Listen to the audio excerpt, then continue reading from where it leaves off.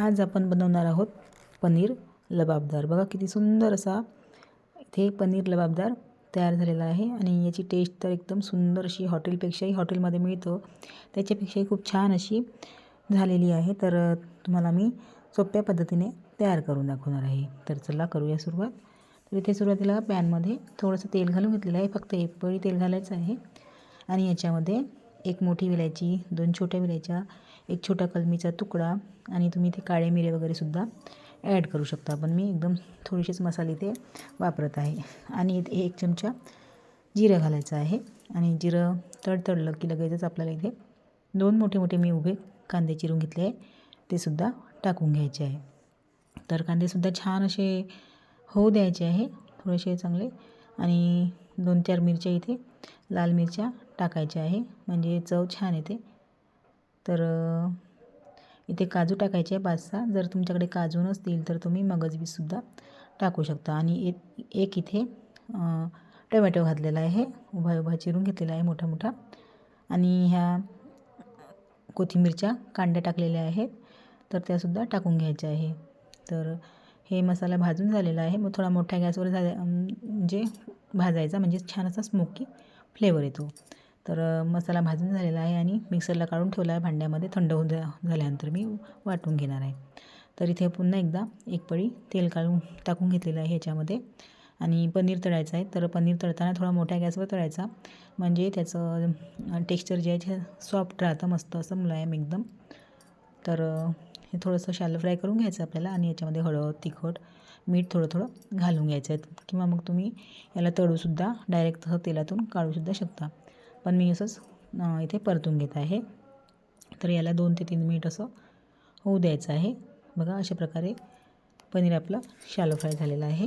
तर हे सुद्धा एका बाजूला ठेवून द्यायचं आणि आता इथे भाजी तयार करूया। तर भाजी करायसाठी मी इथे कढई घेतली आहे आणि त्याच्यामध्ये 3-4 पळी तेल घेतलेलं आहे अंदाजे। तर तेल गरम झाल्यानंतर इथे मी 1 तेजपत्ता घातलेला आहे आणि बारीक चिरून 2 कांदे घेतलेले आहे मीडियम आकाराचे। तर कांदे लाल झालेले आहेत, कांदे लाल होऊ द्यायचे आणि लाल झाल्यानंतरच इथे आलं, लसूण, जिऱ्याची पेस्ट घालून घ्यायची आहे। मी टोमॅटो वगैरे भाजले तेव्हा इथे लसूण वगैरे टाकलं नाही, थोडंसं जर तिथे लसूण टाकलं तर इथे टाकायची अजिबात गरज नाही। तर मी इथे घरगुती सावजी गरम मसाला टाकून घेतलेला आहे, जो माझ्याकडे नेहमी अवेलेबल असतोच। 1 शिमला मिरची कापून ठेवलेली आहे आणि एक पुन्हा इथे टोमॅटो आपल्याला बारीक चिरून घालायचा आहे ह्या भाजीमध्ये। तर बघा शिमला मिरचीसुद्धा टाकून घ्यायची आहे। शिमला मिरची टाकल्यामुळे खूप सुंदर असा अप्रतिम चव येते भाजीला। तर ही सुद्धा टाकून झालेली आहे आणि थोडंसं 2 मिनिट होऊ द्यायचे आहे आणि त्याच्यानंतर हळद, तिखट, मीठ आपल्या आवडीनुसार तिखट मीठ वगैरे घालून घ्यायचं आहे, कमी जास्त तुम्हाला जेवढं आवडतं तेवढं।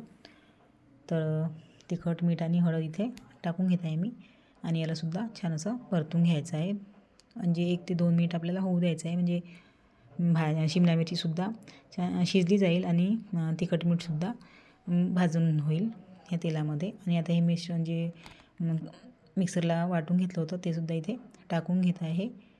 छान असं बारीक प्लेन असं वाटून घ्यायचं आहे आपल्याला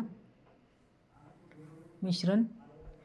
तर हे सुद्धा असं होऊ द्यायचं आहे। तर आता मिक्सरच्या भांड्यामध्ये जे मिश्रण वाटलं होतं त्याच्यामध्ये थोडंसं पाणी घालून ते सुद्धा इथे टाकून घ्यायचं आहे भाजीमध्ये, म्हणजे रस्सा एकदम घट्ट झालेला नाही पाहिजे आणि आपल्या क्वांटिटीनुसार इथे रस्सा ठेवायचा आहे। बघा अशा प्रकारे पाणी टाकून घेतलेलं आहे, अजून थोडंसं पाणी इथे टाकून घेणार आहे, ॲड करणार आहे आणि पाणी याला उकळी आल्यानंतरच मी इथे पनीर सगळं तळलेलं जे शॅलो फ्राय केलेलं पनीर होतं ते टाकून घ्यायचं आहे।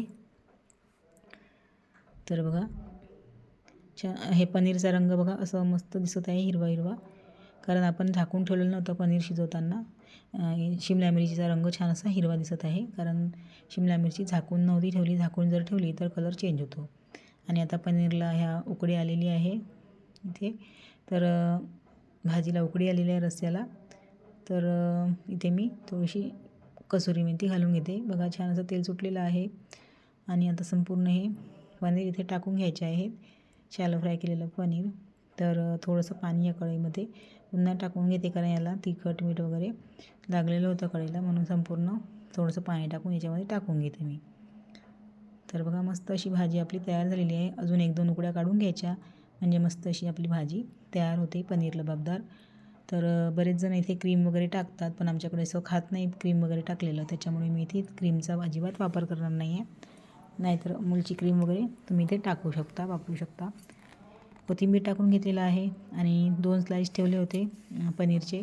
तर ते असे वरून किसून घ्यायचे आहे, म्हणजे दिसायला छान लागतात आणि टेस्टीसुद्धा लागतात आणि दिसायला पण हॉटेलसारखी दिसते भाजी. तर अशा प्रकारे एकदम सोपी भाजी मी इथे तुम्हाला तयार करून दाखवलेली आहे. तर व्हिडिओ आवडला असेल तर प्लीज लाईक, शेअर आणि कमेंट्स करायला विसरू नका. आणि अशाच नवीन नवीन रेसिपी पाहण्यासाठी माझ्या चॅनलला व्हिजिट करा आणि सबस्क्राईब करायला विसरू नका. पुन्हा भेटूया एका नवीन छानशा रेसिपीमध्ये. तोपर्यंत धन्यवाद.